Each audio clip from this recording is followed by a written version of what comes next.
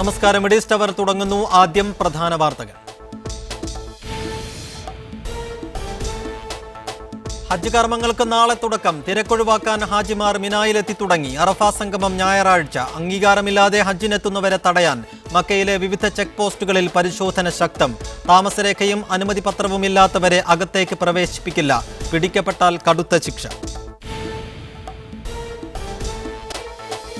Sponsorship സമ്പ്രദായം ഒഴിവാക്കണമെന്ന് കുവൈത്തിനോട് ഐക്യരാഷ്ട്രസഭ. മനുഷ്യക്കടത്തിനെതിരായ പോരാട്ടം വിജയിക്കണമെങ്കിൽ കഫീൽ സമ്പ്രദായത്തിൽ ഭേദഗതി വരുത്തേണ്ടത് അനിവാര്യം.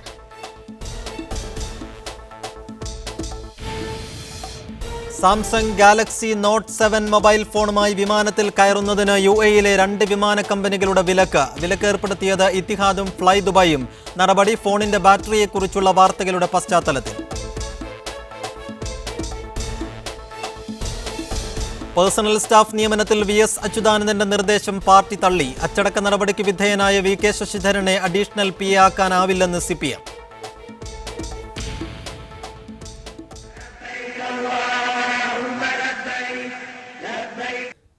ഈ വർഷത്തെ ഹജ്ജ് കർമ്മങ്ങൾക്ക് നാളെ തുടക്കമാകും. തീർത്ഥാടക ലക്ഷങ്ങൾ നാളെ മിനായിൽ തമ്പടിക്കും. ഹജ്ജിന്റെ പ്രധാന ചടങ്ങായ അറഫ സംഗമം ഞായറാഴ്ചയാണ്. ദൈവത്തിന്റെ വിളിക്കുത്തരം നൽകി ലോകത്തിന്റെ നാനാദിക്കുകളിൽ നിന്നും തീർത്ഥാടക ലക്ഷങ്ങൾ ദുൽഹജ്ജ് 8 നാളെ മിനായിൽ തമ്പടിക്കും. ദുൽഹജ്ജ് 9 അറഫ ദിനത്തിലൊഴികെ ഹജ്ജ് ദിനങ്ങളിൽ ഹാജിമാർ മിനയിലാണ് താമസിക്കുക.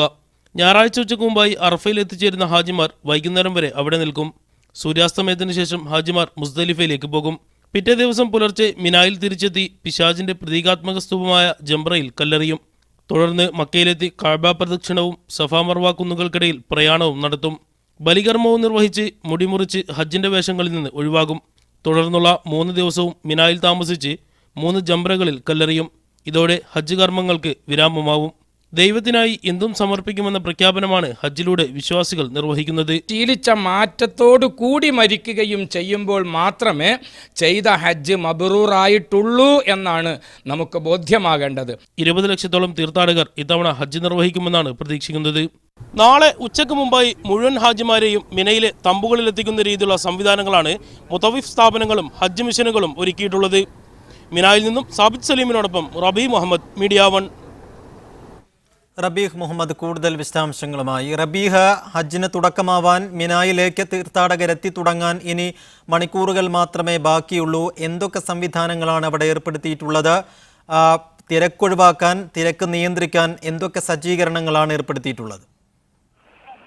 സൈഫുദ്ദീൻ, നാളെയാണ് ഇത്തവണത്തെ ഹജ്ജ് കർമ്മങ്ങൾക്ക് തുടക്കം കുറിക്കുന്നതെങ്കിലും നാളെ രാവിലെ മുതൽ ഹാജിമാർ ഒരുമിച്ച് മിനയിലേക്ക് എത്തുന്നുണ്ടാകുന്ന തിരക്കുകൾ ഒഴിവാക്കുന്നതിന്റെ ഭാഗമായി ഇപ്പോൾ തന്നെ മിനയിലെ ലക്ഷ്യമാക്കിക്കൊണ്ട് ഹാജിമാരുടെ വരവ് ആരംഭിച്ചു കഴിഞ്ഞു. വിവിധ രാജ്യങ്ങളിൽ നിന്നുള്ള തീർത്ഥാടകർ മിനയിലേക്ക് എത്തിക്കൊണ്ടിരിക്കുന്ന ഒരു കാഴ്ചയാണ് നമുക്കിവിടെ കാണാൻ കഴിയുന്നത്. അത് ഇന്ത്യൻ ഹാജിമാരും അല്പസമയത്തിനകം തന്നെ മിനയിലെ തമ്പുകളിലേക്ക് എത്തിച്ചേരും. ഇന്ന് വൈകുന്നേരം വരെ ശാന്തമായിരുന്ന മിന താഴ്വര ഇപ്പോൾ തൽബിയത്ത് മന്ത്രങ്ങളാൽ മുഖരിതമായ ഒരു കാഴ്ചയാണ് നമുക്ക് ഇവിടെ കാണാൻ കഴിയുന്നത്. ഏറ്റവും അവസാനമായി വിവിധ ലോക രാജ്യങ്ങളിൽ നിന്നായി എത്തിയ 14 ലക്ഷത്തോളം ഇന്ന് വൈകുന്നേരത്തോടുകൂടി സൗദിയുടെ വിവിധ ഭാഗങ്ങളിൽ നിന്നായി 1 ലക്ഷത്തോളം ഹാജിമാരും ഇവിടെ എത്തിയിട്ടുണ്ട്. അവരെല്ലാവരും തന്നെ മിനയെ ലക്ഷ്യമാക്കിയുള്ള യാത്രയിലാണ്. നാളെ ഉച്ചയ്ക്ക് മുമ്പായി മുഴുവൻ ആളുകളും മിനയിലേക്ക് എത്തുന്ന രീതിയിലുള്ള ഒരു ക്രമീകരണമാണ് ഇതിനകം തന്നെ തയ്യാറാക്കിയിട്ടുള്ളത്. മിനയിൽ നിലവിലെ ഒരു കാലാവസ്ഥ വെച്ച് നോക്കുമ്പോൾ വളരെ നല്ലൊരു കാലാവസ്ഥയാണ് തീർത്ഥാടകർക്ക് ഇവിടെ ഉള്ളത്. കാരണം കനത്ത ചൂടിന് അല്പം ശമനമുണ്ട്. മേഘാവൃതമായ ഒരു അന്തരീക്ഷമായിരിക്കും വരുന്ന ദിവസങ്ങളിൽ ഉണ്ടാവുക എന്നും സൗദി കാലാവസ്ഥാ നിരീക്ഷണ കേന്ദ്രത്തിന്റെ ഒരു അറിയിപ്പും അല്പസമയം മുമ്പുണ്ടായിരുന്നു. ഏതായാലും വളരെ റബീഹ്, ഇന്ത്യയിൽ നിന്നുള്ള തീർത്ഥാടകരെല്ലാം ഇതിനകം മിനായിൽ എത്തിക്കഴിഞ്ഞിട്ടുണ്ടോ? ഇന്ത്യയിൽ നിന്നുള്ള തീർത്ഥാടകരുടെ വരവ് അല്പസമയത്തിനകം തന്നെ ആരംഭിക്കും. ഇശാ നമസ്കാരത്തിന് ശേഷം അസീസയിലും അതുപോലെ തന്നെ മക്കയുടെ പരിസരത്തായി ഗ്രീൻ കാറ്റഗറിയിൽ താമസിക്കുന്ന ഹാജിമാരുടെ ബസ്സുകൾ പുറപ്പെട്ടു തുടങ്ങും എന്നാണ് അറിയിച്ചത്. അതിനുള്ള ഒരു കാത്തിരിപ്പിലാണ് തീർത്ഥാടകർ. അവിടെ നിന്നും മക്കയിൽ നിന്നാണെങ്കിൽ ഒരു അരമണിക്കൂറിനകം മിനയിൽ എത്തിച്ചേരാവുന്നതാണ്. അതോടൊപ്പം തന്നെ അസീസയിൽ നിന്നാണെങ്കിൽ 15 മിനിറ്റ് കൊണ്ടും എത്തിച്ചേരാവുന്ന ദൂരം മാത്രമേ ഉള്ളൂ. ഏതായാലും അവർ ബസ് കാത്തിരിക്കുന്ന ഒരു അവസ്ഥയാണ് അവിടങ്ങളിലെല്ലാം തന്നെ നമുക്ക് അറിയാൻ കഴിയുന്നത്. കാരണം ഇന്നലെ രാത്രി മുതൽ തന്നെ മിനയിലേക്ക് പോകാനുള്ള ഒരു മാനസികവുമായ എല്ലാ ഒരുക്കങ്ങളും തന്നെ ആരംഭിച്ചിരുന്നു.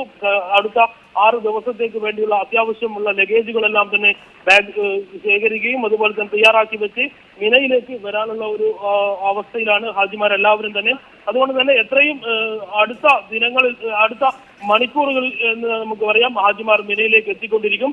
കാരണം 1,36,000-ഓളം ഹാജിമാരാണ് ഇന്ത്യയിൽ നിന്നുള്ളത്. അവരെ ഘട്ടം ഘട്ടമായി ബസ്സുകളിലായിട്ടാണ് അവരെ എത്തിക്കുക. 50 പേരടങ്ങുന്ന സംഘങ്ങളായിട്ടായിരിക്കും അവരെ കൊണ്ടുവരിക. റബീഹ, ഹാജിമാർക്ക് സുഖകരമായി ഹജ്ജ് പൂർത്തിയാക്കാൻ കഴിഞ്ഞ ഹജ്ജിൽ നിന്നും വ്യത്യസ്തമായി എന്തൊക്കെ സൗകര്യങ്ങളാണ് ഇത്തവണ അധികൃതർ ഏർപ്പെടുത്തിയിട്ടുള്ളത്? എന്തൊക്കെ സംവിധാനങ്ങൾ, സജ്ജീകരണങ്ങളാണ് പുതുതായി ഉള്ളത്? എല്ലാ തവണയും പോലെ തന്നെ ഇത്തവണയും മികച്ച സംവിധാനങ്ങളാണ് ഹജ്ജുമായി ബന്ധപ്പെട്ട് സൗദി അധികൃതർ ഒരുക്കിയത്.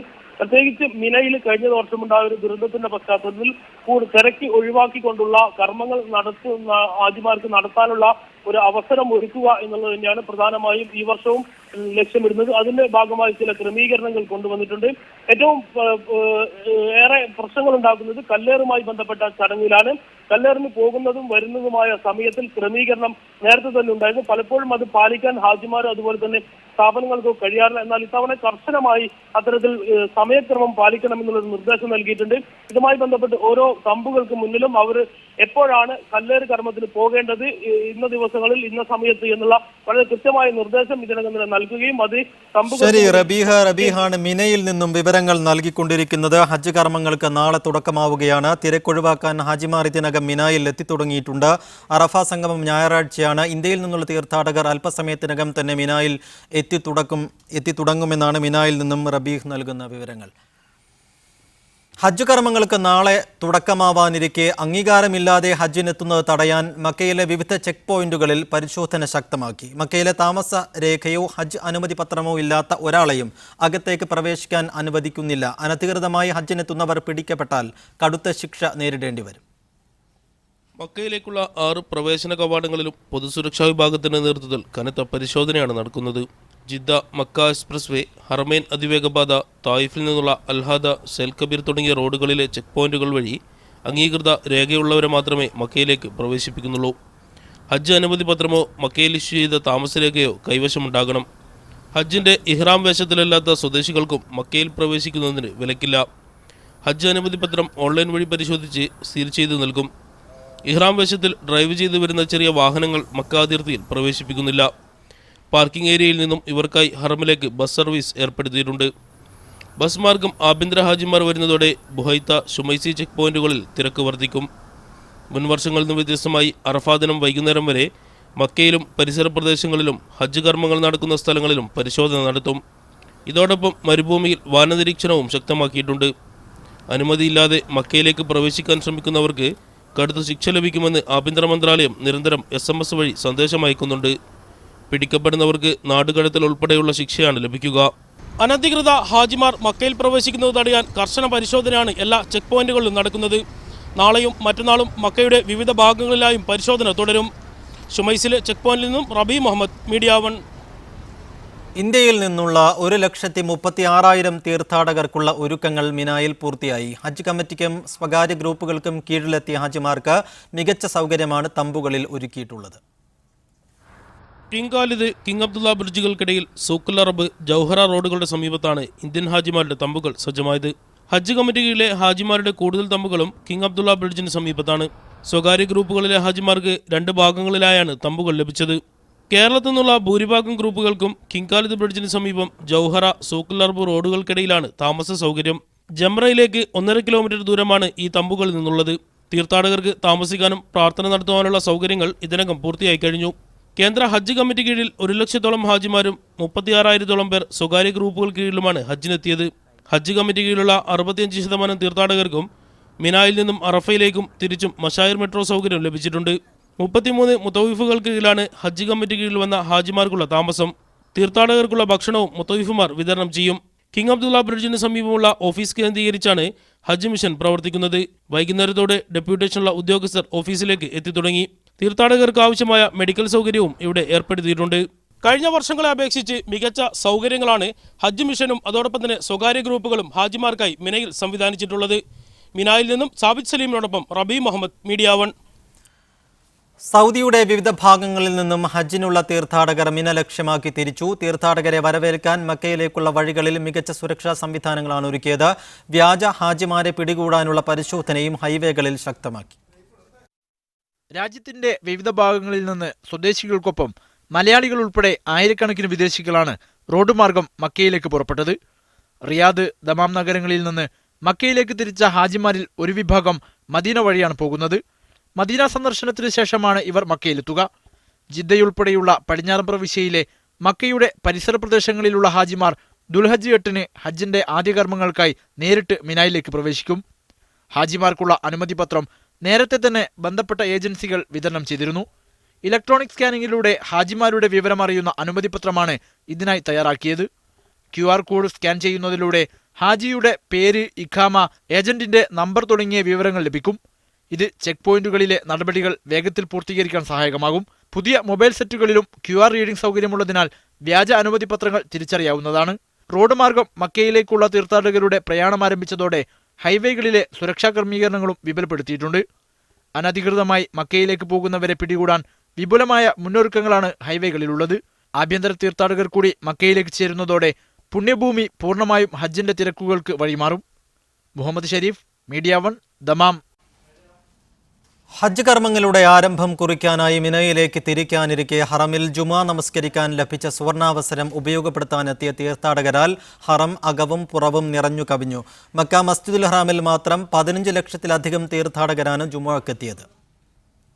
സുബഹി നമസ്കാരം മുതൽ തന്നെ ജുമായിൽ പങ്കെടുക്കാൻ തീർത്ഥാടകർ മസ്ജിദുൽ ഹറാമിൽ എത്തിയിരുന്നു. ഹറമിന്റെ അകവും പുറവും നിറഞ്ഞു കവിഞ്ഞതോടെ തൊട്ടടുത്തുള്ള ഹോട്ടൽ സമുച്ചയങ്ങളും പാതയോരങ്ങളും തീർത്ഥാടകർ കൈയടക്കി. ഗതാഗതക്കുരുക്ക് കാരണം ജുമുഅക്ക് ഹറമിലെത്താൻ കഴിയാത്ത നിരവധി ഹാജിമാർ അടുത്തുള്ള പള്ളികളിലാണ് നമസ്കാരത്തിൽ പങ്കെടുത്തത്.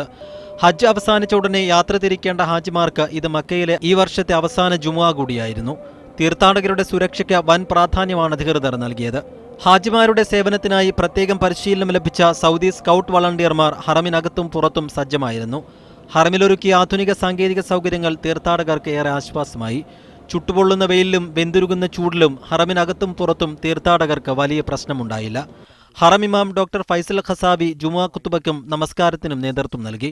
ഹജ്ജ് കർമ്മങ്ങൾ യഥാവിധി നിർവഹിക്കാൻ തീർത്ഥാടകരെ അദ്ദേഹം ഉണർത്തി. ശാന്തിയും സമാധാനവും ഇസ്ലാമിന്റെ സുപ്രധാന ലക്ഷ്യവും മുഖ്യ താൽപര്യവുമാണ്. രാജ്യത്ത് ശാന്തിയും സമാധാനവും നിലനിൽക്കുന്നതുകൊണ്ടാണ് സുരക്ഷിതമായി ഹജ്ജ് കർമ്മങ്ങളിൽ മുഴുകാൻ കഴിയുന്നത്. സമാധാനത്തിന്റെ പാത എല്ലാവരും കാത്തുസൂക്ഷിക്കണമെന്നും അദ്ദേഹം പറഞ്ഞു.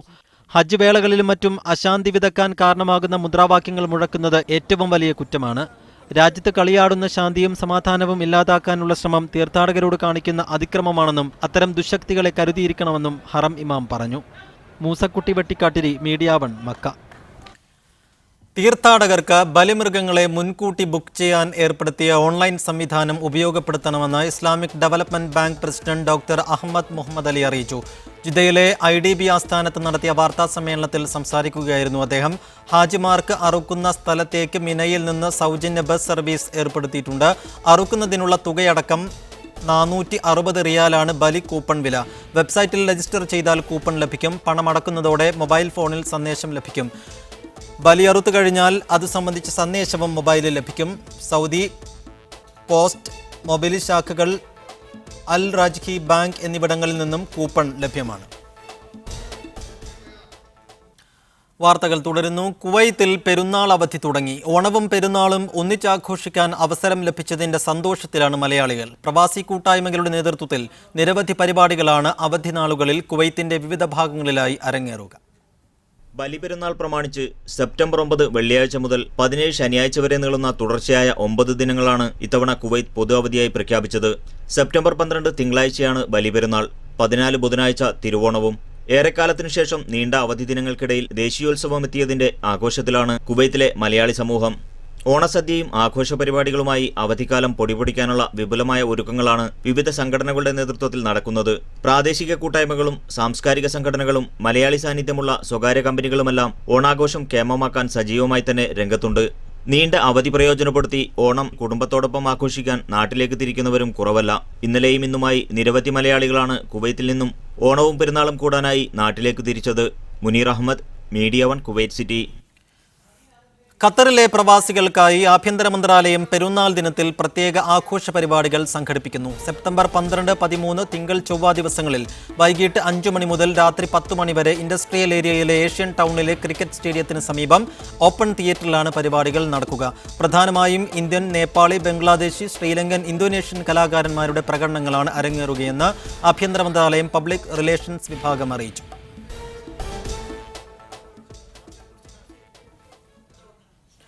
മലപ്പുറം സ്വദേശിയെ റിയാദിൽ കഴുത്തറുത്തു കൊന്നു. ചീക്കോട് കണ്ണൻതൊടി ചെറുകുണ്ടിൽ അഹമ്മദാണ് കൊല്ലപ്പെട്ടത്. സുഹൃത്തും ബിസിനസ് പങ്കാളിയുമായ അറബ് വംശജനാണ് കൊലയ്ക്ക് പിന്നിലെന്നാണ് സൂചന. 15ഓളം പേരെ പോലീസ് കസ്റ്റഡിയിലെടുത്തിട്ടുണ്ട്.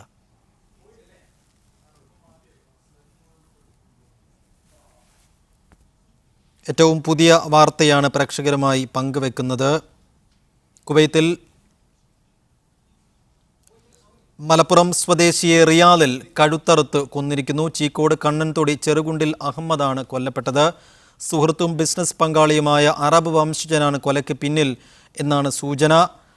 സംഭവവുമായി ബന്ധപ്പെട്ടിപ്പോൾ 15ഓളം പേരെ പോലീസ് കസ്റ്റഡിയിലെടുത്തിട്ടുണ്ട്. റബീഹ് മുഹമ്മദ് വിശദാംശങ്ങളുമായി ചേരുന്നു. റബീഹ്, എന്താണ് ഏറ്റവും ഒടുവിലായി അറിയാൻ കഴിയുന്ന വിവരങ്ങൾ? ആരാണ് കൊലപാതകം ചെയ്തെന്ന കാര്യത്തിൽ കൃത്യമായ വിവരങ്ങൾ എന്തെങ്കിലും പോലീസ് നൽകുന്നുണ്ടോ? ഇത് സലീമിന്റെ മരണവുമായി ബന്ധപ്പെട്ട കൂടുതൽ വിവരങ്ങളും തന്നെ ഇതുവരെ പുറത്തു വന്നിട്ടില്ല. വ്യാഴാഴ്ച മുതൽ ഇദ്ദേഹത്തെ കാണാതാവുകയായിരുന്നു. അതിനുശേഷം ഇദ്ദേഹം അതിന്റെ തൊട്ട് തലേ ദിവസം ഫോണിൽ ബന്ധപ്പെട്ട നിരവധി ആളുകളെ, ഏകദേശം 15ഓളം പേരെ പോലീസ് അന്വേഷണത്തിന്റെ ഭാഗമായി വിളിപ്പിച്ചിരുന്നു. അദ്ദേഹത്തിന്റെ കൂടെ മുമ്പ് ജോലി ചെയ്തവരും അതോടൊപ്പം തന്നെ അദ്ദേഹത്തിന്റെ സുഹൃത്തുക്കളുമായ ആളുകളായിരുന്നു ഇതിനായി വിളിപ്പിച്ചിരുന്നത്. അതിൽ പലരെയും ഇതിനകം തന്നെ വിട്ടയച്ചു. 5-ലധികം മലയാളികൾ കൂട്ടത്തിലുണ്ട്. അവരെല്ലാം തന്നെ ഇപ്പോൾ പോലീസ് വിട്ടയച്ചിട്ടുണ്ട്. എന്താണ് മരണകാരണം, എങ്ങനെയാണ് അദ്ദേഹത്തെ കൊലപ്പെടുത്തിയത്, അല്ലെങ്കിൽ ആരാണ് എന്നുള്ള രീതിയിൽ അഭ്യൂഹങ്ങൾ ഇപ്പോഴും നിലനിൽക്കുന്നുണ്ട്. പോലീസ് മൃതദേഹം ഇതുവരെ ബന്ധുക്കൾക്ക് വിട്ടു നൽകിയിട്ടില്ല. അന്വേഷണം പൂർത്തിയായതിനു ശേഷം മാത്രമേ ഇത് നൽകുകയുള്ളൂ എന്നാണ് ഇപ്പോൾ നമുക്ക് അറിയാൻ കഴിയുന്നത്. ഏതായാലും 2-3 ദിവസമായി ഉള്ള ഒരു റിയാദിലെ ഏറെ ചർച്ചയായൊരു വിഷയമായിരുന്നു. എന്നാൽ കൃത്യമായൊരു വിവരം പോലീസിന്റെ ഭാഗത്തുനിന്ന് ലഭിക്കാത്തത് കൊണ്ടായിരുന്നു ഇത് പുറം ലോകം അറിയാനും മാധ്യമങ്ങളിലൂടെ ഇത് അറിയാൻ വൈകുകയും ചെയ്തത്. കൃത്യമായ വിവരം ഇപ്പോഴും പോലീസ് നൽകിയിട്ടില്ല എന്നതാണ് വസ്തുത. മലപ്പുറം സ്വദേശിയെ റിയാദിൽ കഴുത്തറുത്തുകൊന്നു. ചീക്കോട് കണ്ണൻതൊടി ചെറുകുണ്ടിൽ അഹമ്മദാണ് കൊല്ലപ്പെട്ടത്. സുഹൃത്തും ബിസിനസ് പങ്കാളിയുമായ അറബ് വംശജനാണ് കൊലയ്ക്ക് പിന്നിൽ എന്നാണ് സൂചന. പോലീസ് അന്വേഷണം ആരംഭിച്ചിട്ടുണ്ട്. റബീഹ് മുഹമ്മദാണ് വിശദാംശങ്ങൾ നൽകിയത്. മറ്റൊരു വാർത്തയിലേക്ക്.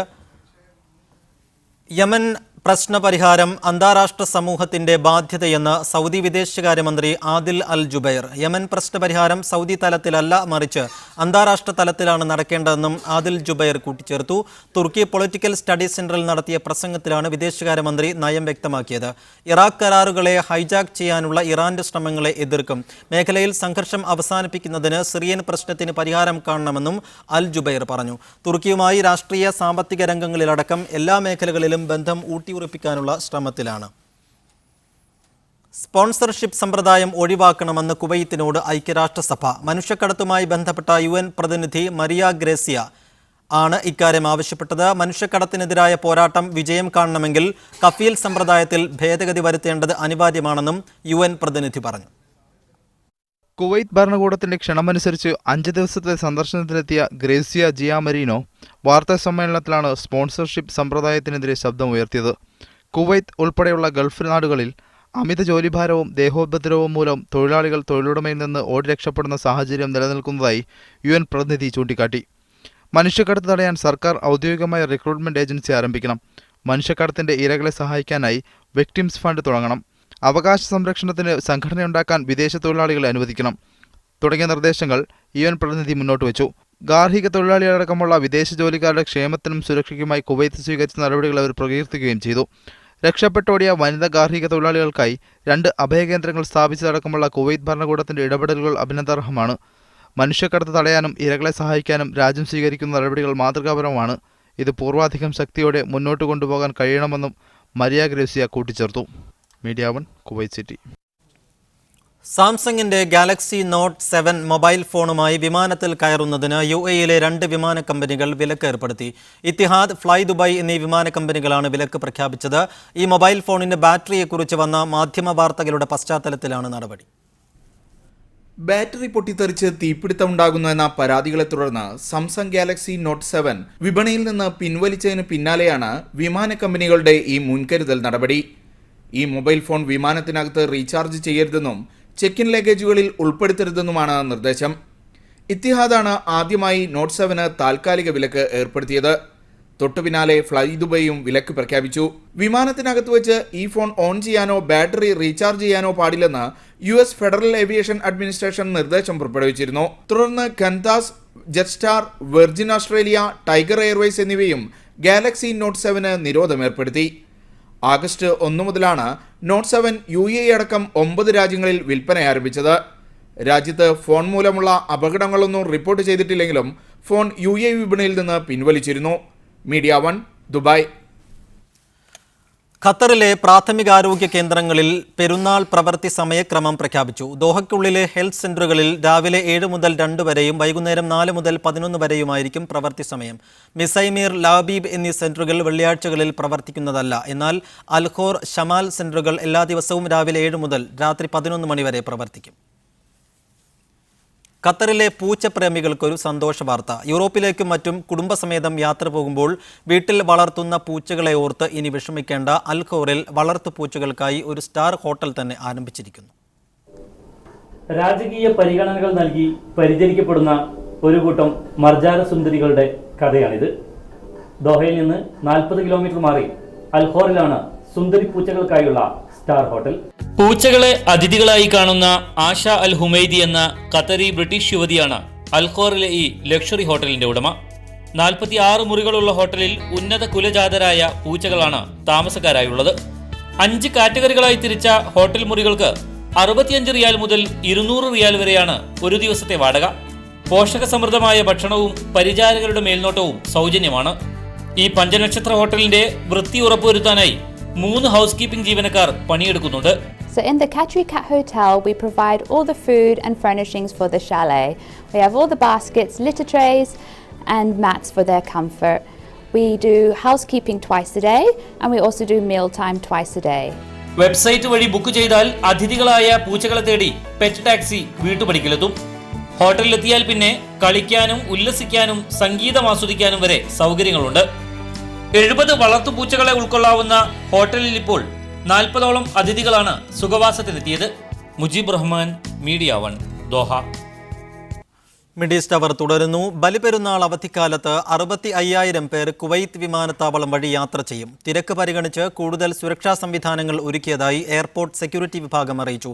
യാത്രക്കാരെ ശാരീരിക പരിശോധന നടത്തുന്നതിനായി കൂടുതൽ സുരക്ഷാ ഉദ്യോഗസ്ഥരെ നിയോഗിച്ചു. ചെക്ക് ഇൻ കൗണ്ടറുകളുടെ എണ്ണം വർദ്ധിപ്പിച്ചതായും അധികൃതർ അറിയിച്ചു.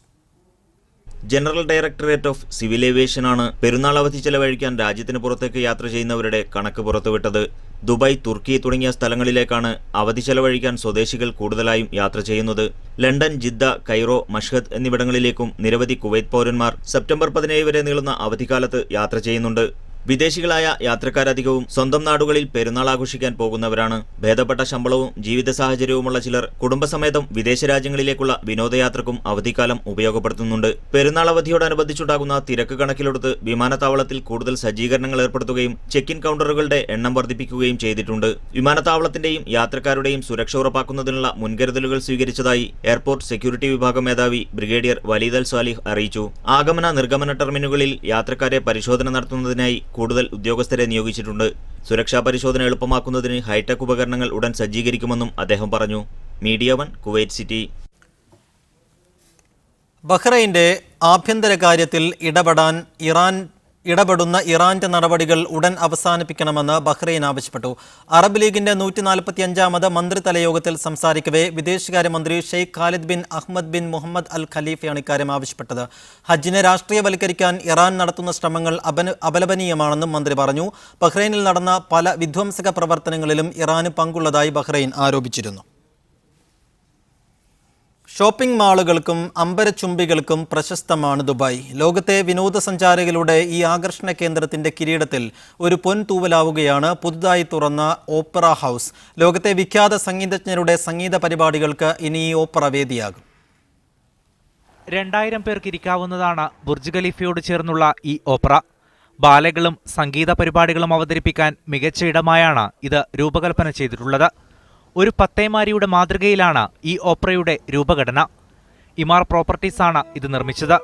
ഇത് പശ്ചിമേഷ്യക്കാരെയും പാശ്ചാത്യരെയും ഒരുപോലെ ആകർഷിക്കുമെന്നാണ് വിലയിരുത്തപ്പെടുന്നത്. This is the very first world-class, purpose-built live entertainment space that is here in Dubai, and our responsibility is to fill it with people, fill it with sound, fill it with light, fill it with magic. That is an amazing thing to do. Spanish ഗായകൻ Jose കാറ്റോസ്, West Side Story, the Barber of Seville തുടങ്ങിയ ബാൻഡുകളും ഉടൻ തന്നെ ഇവിടെ പരിപാടികൾ അവതരിപ്പിക്കും. First impression here is the calore, the fire, the people. It's similar with the south. I am in the for south Italy. It's similar. The generosity, the wonderful. The people is sempre with the smiling. 60,000 ചതുരശ്ര അടിയുള്ള ഈ കെട്ടിടം 3 വർഷം കൊണ്ടാണ് പണിതുയർത്തിയത്. ഒമാനിൽ 2012 ഒരു opera തുറന്നിരുന്നു. News desk media 1. ഇതോടെ Mideast tower ഇവിടെ പൂർണ്ണമാവുന്നു. Good night and good bye.